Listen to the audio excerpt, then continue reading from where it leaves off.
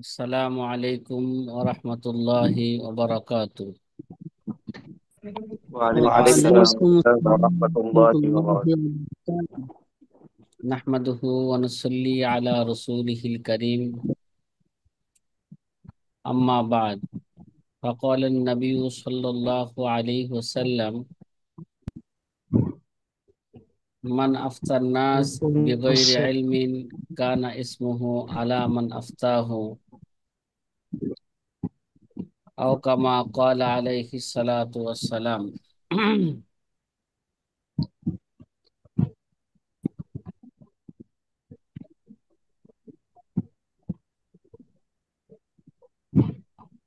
প্রিয় আজি ছাত্র ভাইয়েরা, আলহামদুলিল্লাহ আমরা আমাদের মূল বিষয় শুরু করার আগে কিতাবের সাথে একটা সম্পৃক্ত তৈরি করার জন্য, কিতাবের সাথে একটা তাআল্লুক তৈরি করার জন্য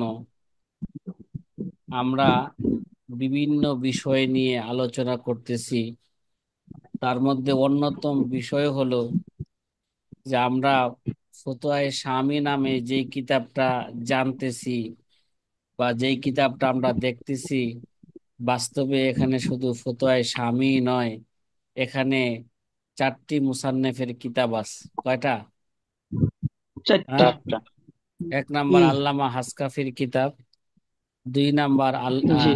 2 নাম্বার আল্লামা তুমুরতাসির কিতাব, 3 নাম্বারে আল্লামা শামির কিতাব, 4 নাম্বারে আল্লামা শামির ছেলের কিতাব, যেই জি।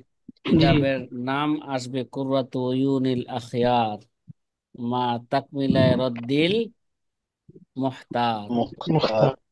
বা সংক্ষিপ্ত আকারে বলা হয় তাকমিলায়ে রদ্দিল মুহতার। আমরা যদি এই সমস্ত মুসান্নেফের সংক্ষিপ্ত জীবনী আমাদের জেহেনে থাকে, তাহলে তারা ফুকাহায়ে কেরামের মধ্যে কোন শতাব্দীর ফকি তারা, এরা আমাদের বুঝতে এবং বিভিন্ন মাসালার ক্ষেত্রে তারতিব দিতে, তারজিহ দিতে আমাদের কি হবে? সুবিধা হবে। এর জন্য আমাদের মুসান্নেফের সংক্ষেপে জীবনী জানা দরকার। আল্লামা তুমুরতাসির জন্ম কত বলছিলাম? খেলা আছে আপনাদের? আল্লামা তুমুরতাসির জন্ম কত বলেন? ঠান্ডা 939। 939। মাশাআল্লাহ, একজন বলতে পারছে। বাসা থেকে আসে। তার ইন্তেকাল, বাসা তার ইন্তেকাল 1004। ভাগ করা আছে। তিনি কোথায় 1004। ইন্তেকাল করেছেন বলেন? দামেস্ক। হ্যাঁ, আল্লামা আল্লামা তুমুরতাসি কোথায় ইন্তেকাল করেছেন?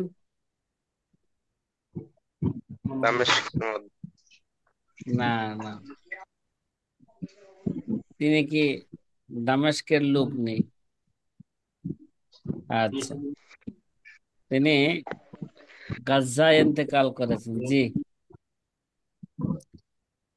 তারপরে আমরা আল্লামা হাসকাফির জীবনী নিয়ে আলোচনা করছিলাম। আল্লামা হাসকাফির জন্ম কত বলেন? আল্লামা হাসকাফির জন্ম 1021। হ্যাঁ, 1021 বা 1021 1025। অথবা 1025, 1025। 1025। মৃত্যু মৃত্যু কত বলেন? 1088। 1088। 1088। 88। মাশাআল্লাহ। তাকে তিনি দামেস্কে জন্মগ্রহণ করেন, দামেস্কে তিনি ইন্তেকাল করেন। দামেস্কের মাকবারাতুল বাবিস সগীর কবরস্থানে তাকে কি করা হয়েছে? দাফন করা দাফন হয়েছে। করা হয়েছে।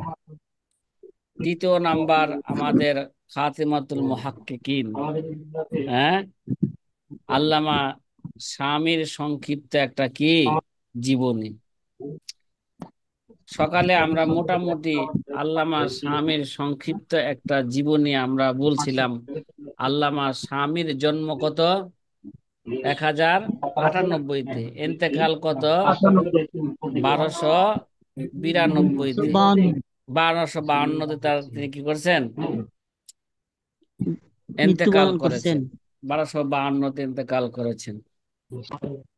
তিনিও দামেস্কে জন্মগ্রহণ করেন, দামেস্কে তিনি কি করেন, এন্তেকাল এন্তেকাল ইন্তেকাল করেন। করেন।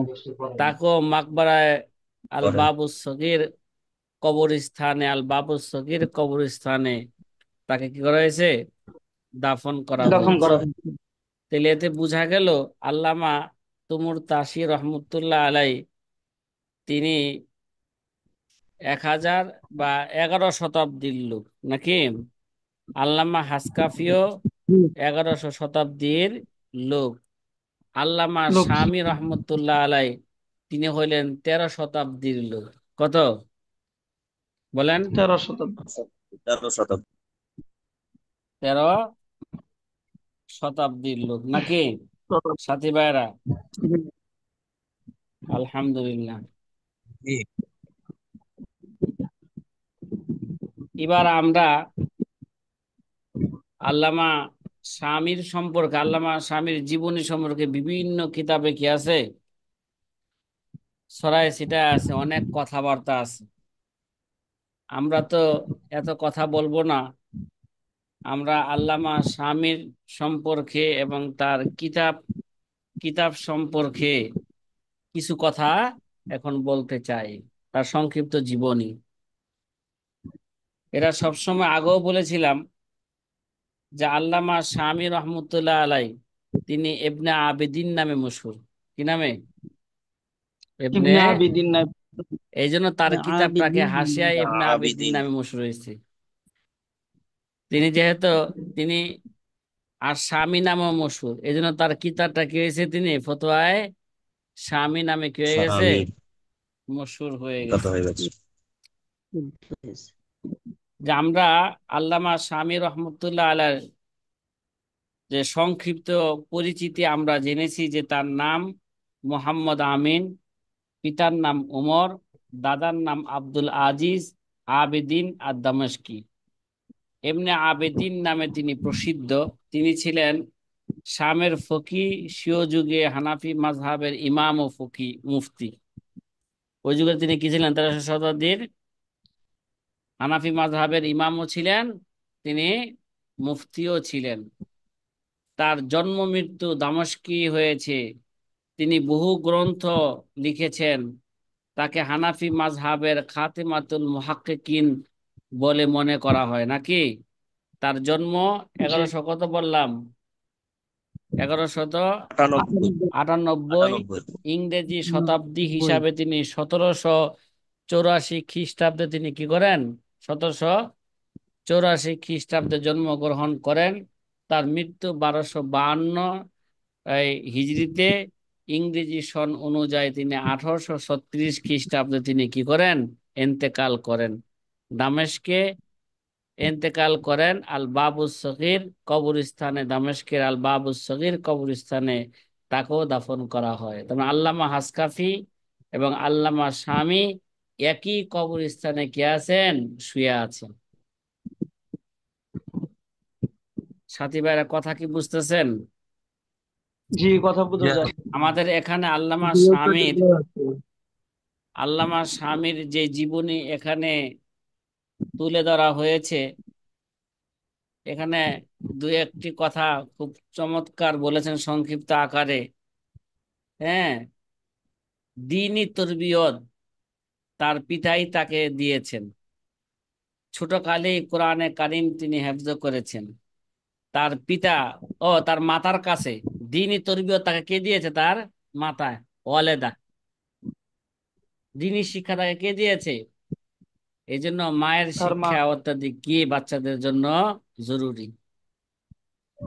এবং কোরআনে কারিম তিনি ছোটকালেই হেফজ করেছেন। এবং তিনি একজন, তার পিতা একজন ব্যবসায়ী ছিলেন। ওই হিসাবে তিনি ব্যবসায়ী মহলে বসতেন।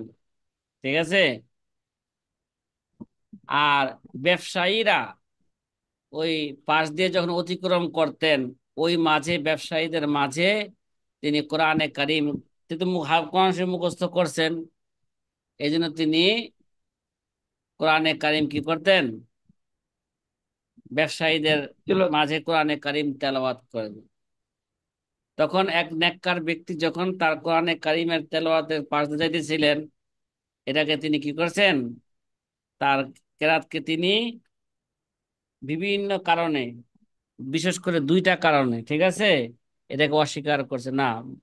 বাজারের মধ্যে কোরআনে কারিম কি করা যাবে না, পড়া যাবে তেলাওয়াত না। করা যাবে না। যাবে। এক নম্বরে অস্বীকার করছেন, কোরআন তিনি তারতিলের সাথে পড়তেন না এবং তার বিধিবিধানও জানতেন না। কি, একটা বাচ্চা মানুষ কি বিধিবিধান জানবে?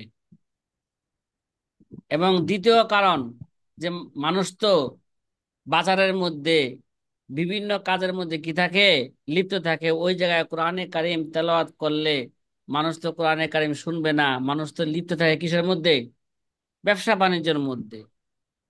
এই জন্য তারা না শোনার কারণে তারা তো কি হয়ে যাবে গা, গুনাহগার হয়ে যাবে গা, ঠিক আছে। তারা গুনাহগার হয়ে গেলে তাইলে বাস্তবে কে গুনাহগার হবে? আল্লামা স্বামীও কি হবে, গুনাহগার হবে। এর জন্য তিনি কোরআনে কারিম বাজারে তেলাওয়াত করাকে তিনি কি করেছেন, নিষেধ করেছেন। এরপর থেকেই আল্লামা স্বামী রহমতুল্লাহ আলাইহ চোখ খুলে গেল, না শরীয়তের বিধিবিধান কি করতে হবে, আমার জানতে হবে, আরো অনেক কি করতে হবে, লেখাপড়া করতে হবে। এই যে এলমের তালাশে তিনি কি হয়ে গেলেন, এবার বের হয়ে গেলেন। কথা কি বোঝা আসতেছে? জি। যাই হোক, আল্লামা জি স্বামীর এই জীবনী তা আরেকটু ভালো করে বুঝি। যখন নাকি আল্লামা স্বামী রহমতুল্লাহ আলাই, ঠিক আছে, আল্লামা স্বামী রহমতুল্লাহ স্বামী যখন রহমতুল্লাহ। এলেমের তালাশে কি হয়ে গেলেন, বের হয়ে গেলেন নাকি, কথা বলেন না? জি জি। জি। জি। তখন এলেমের তালাশে যখন বের হয়ে গেলেন,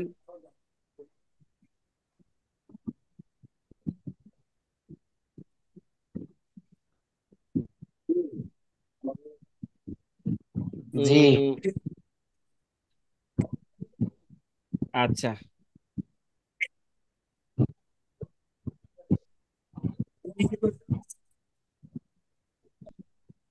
হ্যালো।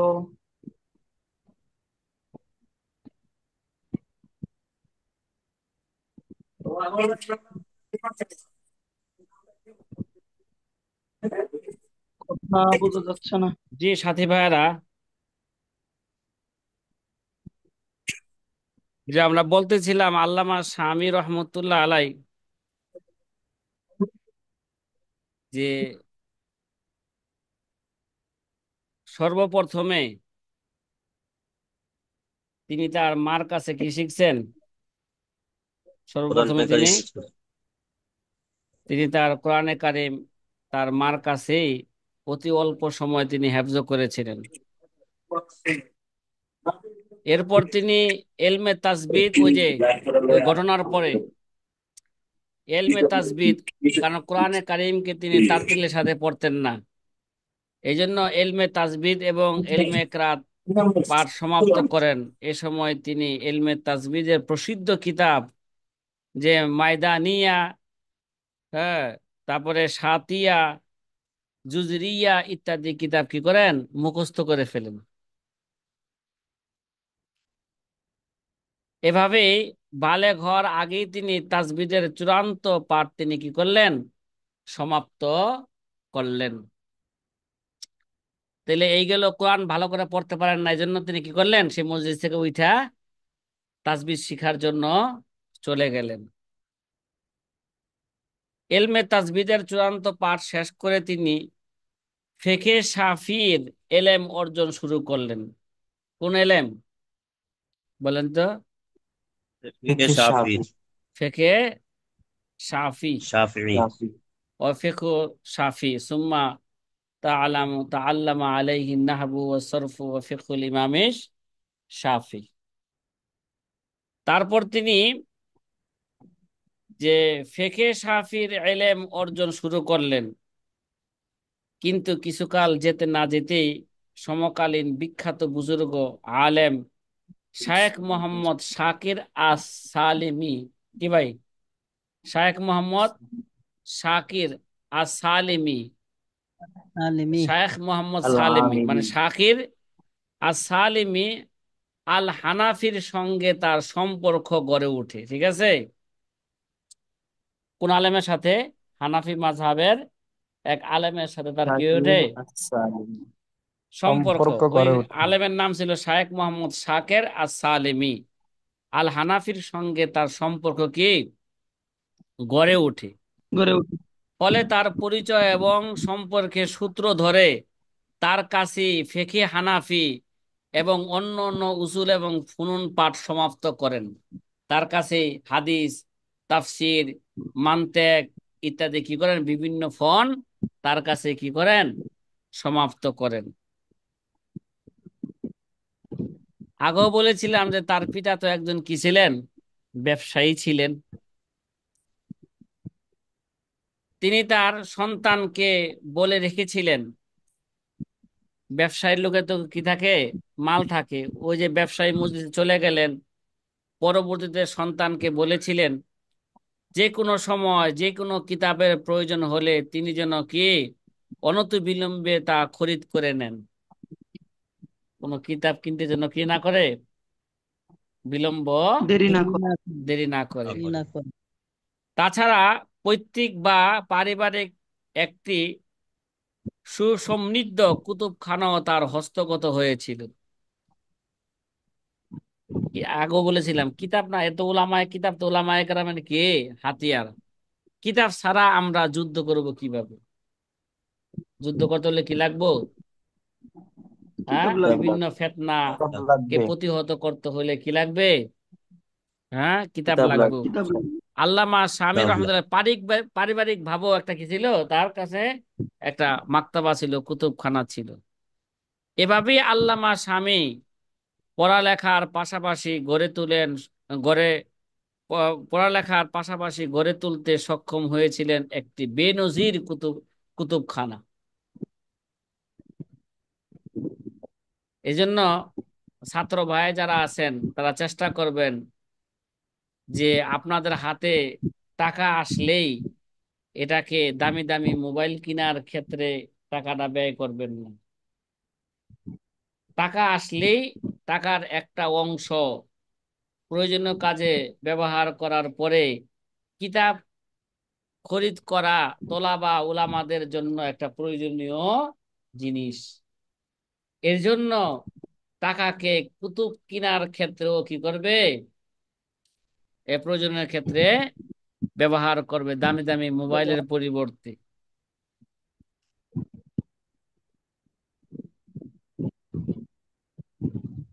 সাথী ভাইরা কথা কি বুঝে আসতেছে? হুম। জি। জি।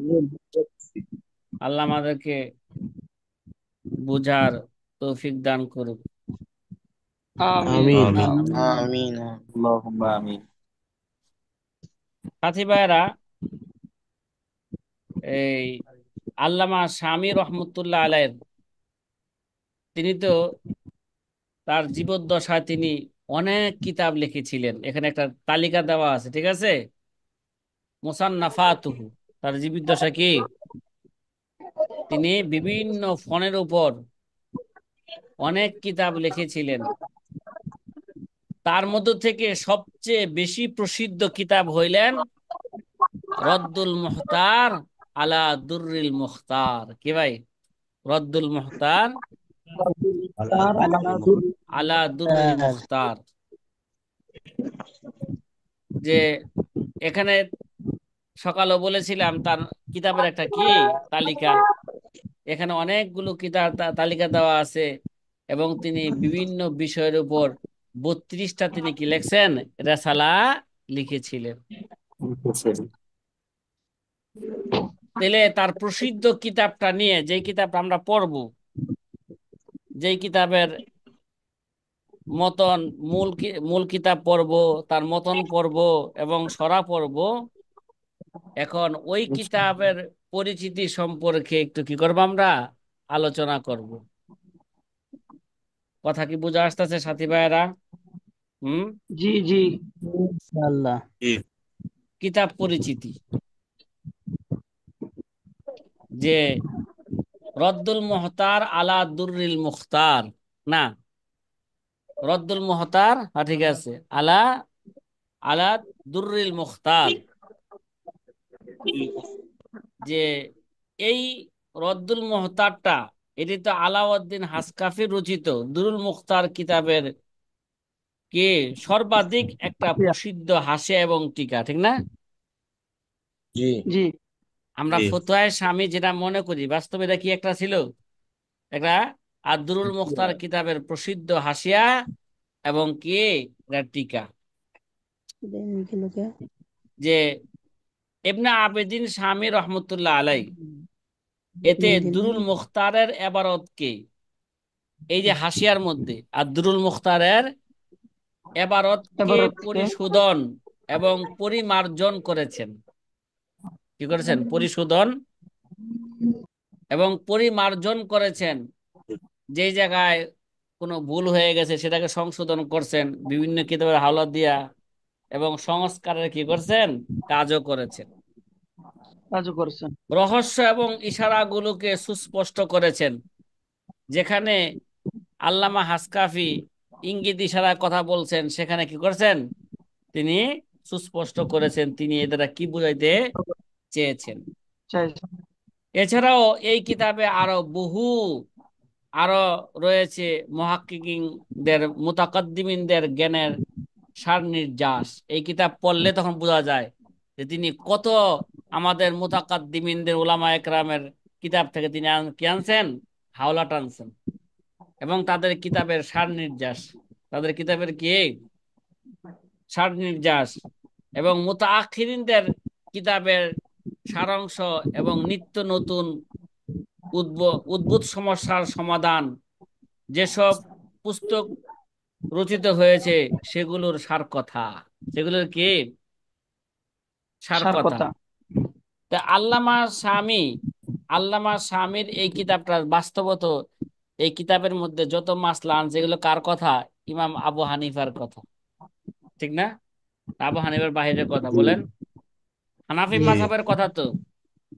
জি জি জি তাহলে জি এই কিতাব পড়লে, যে আবু হানিফা রহমতুল্লাহ আলাই তো, তিনি যখন আমরা সামনে আলোচনা করব, তিনি তো যখন এই ফিকহি মাসালার উদ্ভাবক, কি তিনি কি উদ্ভাবক ছিলেন। তাইলে তার যুগ থেকে নিয়ে কিয়ামতের আগ পর্যন্ত কি কি সমস্যায় মানুষে পড়তে পারে, তার সমাধান কি হবে, ইমাম আবু হানিফা রহমতুল্লাহ আলাইহি সে সকল সমস্যার সমাধান দিয়ে গেছে, ঠিক আছে? শুধু তার যুগের না, তার যুগে যত কি সমস্যা, নতুন নতুন সমস্যা হইতে পারে, ভবিষ্যতেও যেগুলো ঘটতে পারে, ঘটলে তার সমাধান কি হবে, সব তিনি ইলমে ফিকহের মধ্যে তিনি কি দিয়ে গেছেন। আর আল্লামা দিয়ে গেছে। শামী রহমতুল্লাহ আলাইহি তার কিতাবের মধ্যে এগুলো সব উল্লেখ করে দিয়েছে। আল্লাহ। এমন কোন জিজ্ঞাসা মানুষের নাই যে জিজ্ঞাসার জবাব ফতোয়ায়ে শামীতে নাই। কি ভাই? হয়তো অনেক সময় বাইরটা বউ কলসের তলা কি পায় না, খুঁজে পায় না, কথা আছে না, বাইরটা বউ কি পায় না, জি জি। কলসের তলা খুঁজে পায় না। কলসের তলা কি পায় না, খুঁজে পায় না। অনেক সময় ছাত্রদেরকে যখন তামরিন দেওয়া হয়, তামরিন দিলে যদি বলি যে ভাই তামরিনের জবাবটা কি, আইসা কয় কি নাই। ভাই কি বলে বলেন তো, বলেন না? না তার মানে হলো আল্লামাতুদ দাহার, মানে দুনিয়াতে যত কিতাব আছে মিন ও আন সব তিনি কি করছেন, মোতালা কইরা এবার সমাধান দিতেছেন। এই সমস্যার সমাধান কোন কিতাবে নাই। নাই না বলে না, এই কথা বলে না লাম আজিদ, বুঝলে আমি পাইতেছি না, এরকম কয় না, কি কয়, নাই। নাই তার মানে তিনি কি আল্লামাতুদ দাহার। একটা ফতুয়া বিভাগ আছে না, ইসলাম বিভাগ? হ্যাঁ, আচ্ছা, সাথী ভাই আমার কথা কি বুঝতেছেন? মাঝখানে অন্য কথা বলতেছিলাম, হ্যাঁ। অথচ আমাদের জি আকাবিরদের অভ্যাস ছিল, জি বড় বড় ইবনে হাজার আসকালানি, এরা কোনো মাসলা যদি না পাইতেন তখন বলতেন লাম আজিদ, আমি পাই না। জি এই ধরনের মুহাক্কিক উলামা একরাম যদি না পায়, বোঝা গেল এটা বাস্তবে আমার মতো মানুষ সহজে খুঁজে পাবে না। ঠিক আছে। জি তারাও তো এই কথা বলতে সাহস পায় নাই। কি কিতাবে নাই? কি নাই? কিতাবে নাই। তবে নাই। কিতাবে এ নাই। যাই হোক, আল্লামা শামির কিতাবের পরিচিতি আপনাদের সামনে কি তুলে ধরতেছিলাম। আল্লামা ইবনে আবিদিন শামি রহিমাহুল্লাহ তাআলা রদ্দুল মুখতার কিতাবের সংকলন করেছেন দুররে মুখতারকে দীর্ঘকাল পর্যন্ত পড়াশোনা করার পর। কি দুররে মুখতারকে কি করছেন? দীর্ঘকাল সময় কি করছেন তিনি? আগে মুতালা করছেন, অধ্যয়ন করে। পড়ছেন। তিনি জীবনের বিশাল একটি সময় অতিবাহিত করেছেন দুররে মুখতারের মৌলিক এবং শাখাগত মাসলাসমূহ আয়ত্ত করার ব্যাপারে। আয়ত্ত করার ব্যাপারে কি করছেন? দীর্ঘকাল লেখাপড়া করেছেন। তিনি এই হাশিয়াটি আল্লাহ- প্রণয়নের ক্ষেত্রে আল্লামা হালাভি এবং আল্লামা তাহতাবি রচিত দুররে মুখতারের অপর দুইটি তালিক গ্রন্থ সহ অন্যান্য কিতাব থেকে সহায়তা গ্রহণ করেছেন। এই আব্দুল মুখতারের কিতাবের আরেকটা হাসিয়া আছে, আল্লামা তহতবি লেখছেন, এটা মশহুর হাসিয়ায় তহতবি নামে। এই তবে হাসিয়াটা এটাও খুব গুরুত্বপূর্ণ একটা হাসিয়া আব্দুল মুখতার কিতাবের। আব্দুল মুখতার কিতাবের তা আল্লামা শামী রহমতুল্লাহ আলাই, আল্লামা হালাভি এবং আল্লামা তহতবি রচিত দুররে মুখতারের অপর দুটি তালিক গ্রন্থ সহ অন্যান্য কিতাব থেকে সহায়ক কি করেছেন? এই কিতাব লেখার জন্য সহায়ক গ্রহণ করেছেন, করেছে। করে। সহায়তা গ্রহণ করেছেন। যে আবু সাইদ ভাই, যে আবু সাইদ ভাই, আপনার ভিডিওটা একটু বন্ধ করেন। জি, মাশাআল্লাহ, বুঝে ফেলছি। পাশাপাশি গুরুত্বপূর্ণ প্রচুর ফুরুই শাখাগত মাসালা কি করেছেন এখানে? অনেক প্রচুর শাখাগত মাসালা কি করেছেন? সংযোজন সংযোজন করেছেন। এবং উদ্ভূত এবং ঘটমান অনেক সমস্যার তাহাকিক সম্মিলিত সমাধান তিনি কি করেছেন? পেশ করেছেন।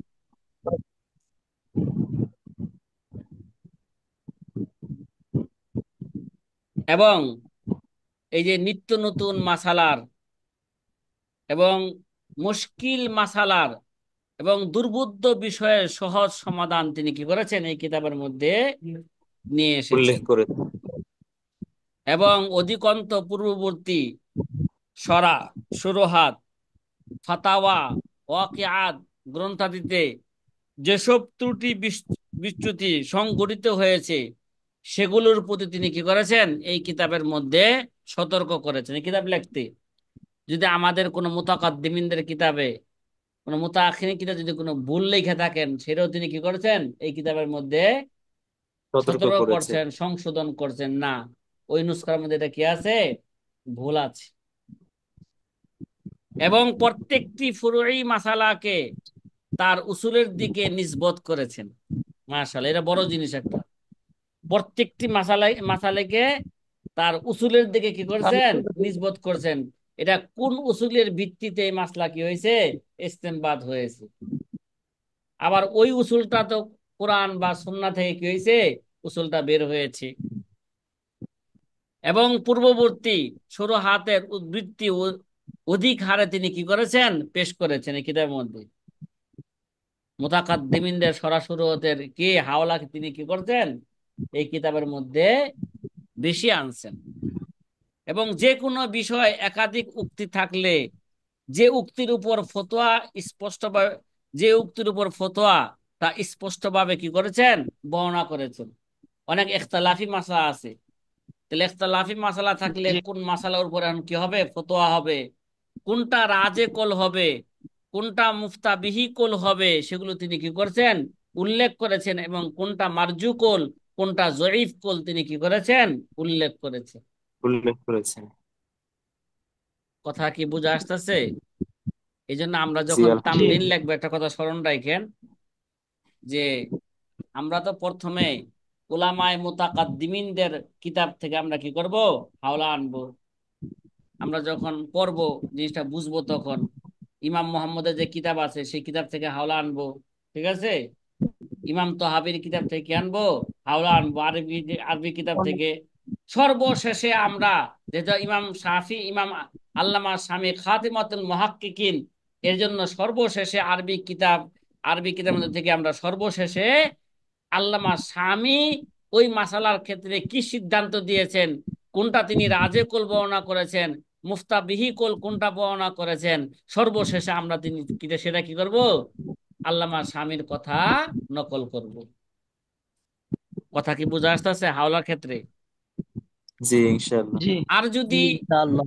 আর যদি কোনো উর্দু ফতোয়ার কিতাবের মধ্যে, ঠিক আছে, যদি ওই মাসলাটাকে সুস্পষ্টভাবে পাই, ঠিক আছে, তাহলে উর্দু কিতাবের থেকেও আমরা আমার আমার মাসালার জবাব যাতে করে সঠিক হয়, এটাকে সঠিক বোঝানোর জন্য আমাদের আকাবেররা উর্দু ফতোয়া কিতাবের মধ্যে ওই মাসলার কি জবাব লেখছেন, কিভাবে লেখছেন, সেটা সহায়ক হিসাবে যদি কোনো উর্দু ফতোয়া কিতাবের মধ্যে ওই মাসলার জবাব যদি সুস্পষ্টভাবে সরি পাওয়া যায়, সেই ফতোয়ার এবারত আমরা কি করব, উর্দু কিতাবের এবারত আমরা নকল করব।